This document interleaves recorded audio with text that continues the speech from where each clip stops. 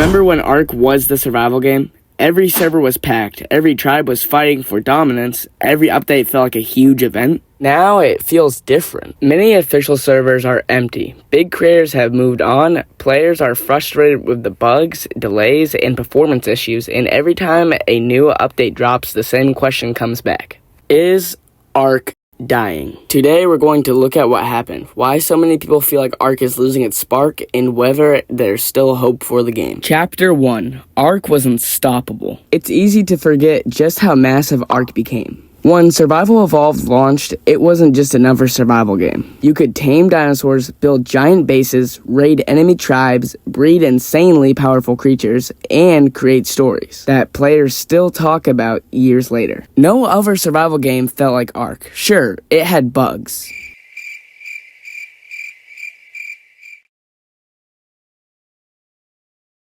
Bruh. Sure, you'd randomly get ARKed. Jordan, this water's not deep enough. You lied. Jordan, you lied. Jordan, you lied. Jordan, you lied. But players laughed it off because the game was just that fun. For years, ARK dominated YouTube, Twitch, and Steam. It felt like nothing could stop it. That brings us to Chapter 2. So what changed? The problems started piling up. Performance never really improved, players with powerful PCs still struggled, console players dealt with crashes. Bugs that had existed for years were still around. Every major update seemed to introduce new issues, while old ones still remained. Then came ARK Survival Ascended. Players expected a polished next generation of ARK. Instead, many people felt like they paid for the same game again, just prettier. Yes, the graphics looked incredible, but performance problems, optimization issues, and missing content still made a lot of the players very upset. Leading us to Chapter 3, the community started leaving. This wasn't one big moment, it happened slowly. Friends stopped logging on, entire tribes disappeared, servers became quiet. Some of the biggest ARK creators began uploading different games. When creators leave, viewers usually follow. That doesn't mean nobody plays ARK anymore, it's actually far from it. But the excitement that surrounded every update isn't what it used to be. Chapter 4, the competition. The survival genre has changed. Players have more options than ever. Games like Rust continue evolving, Power World exploded, other survival games continue improving. ARK isn't just competing against itself anymore. It's competing against games that are constantly adding fresh ideas. Which brings me to my next chapter. Chapter 5, is Wildcard to blame?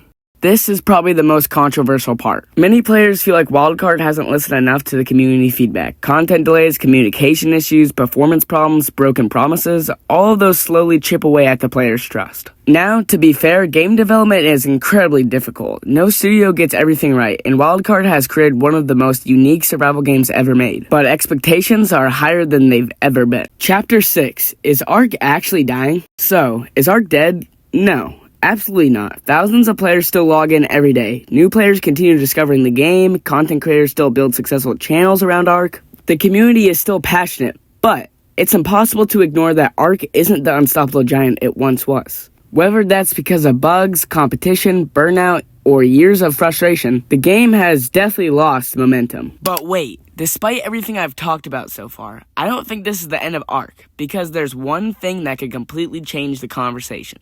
ARK 2. Think about it, Wildcard has been working on this game for years now. It's been delayed multiple times, which has definitely frustrated the community, but there's another way to look at it. What if all that extra time pays off, and ARK 2 launches, with polished gameplay, better performance, fewer bugs, and fresh ideas that still feel like ARK? It could bring back thousands of players who gave up on the original. We've seen games make huge comebacks before. Sometimes all it takes is one great release to remind everyone why they love the franchise so much in the first place. The problem is, expectations are now incredibly high. After years of waiting, people aren't just expecting another ARK. They're expecting a game that fixes the mistakes of the past, while keeping everything that made the original special. If Wildcard can pull that off, ARK 2 could completely revive the franchise and put it back at the top of the survival genre. But if it launches unfinished or doesn't live up to the hype, it could push even more players away. I honestly don't want ARK to fail. It's one of the greatest survival games ever made. Some of my favorite gaming memories happen in ARK. I want to see it succeed. I want Wildcard to prove everyone wrong, because if they can finally deliver ARK 2, smoother updates, better optimization, and rebuild the community,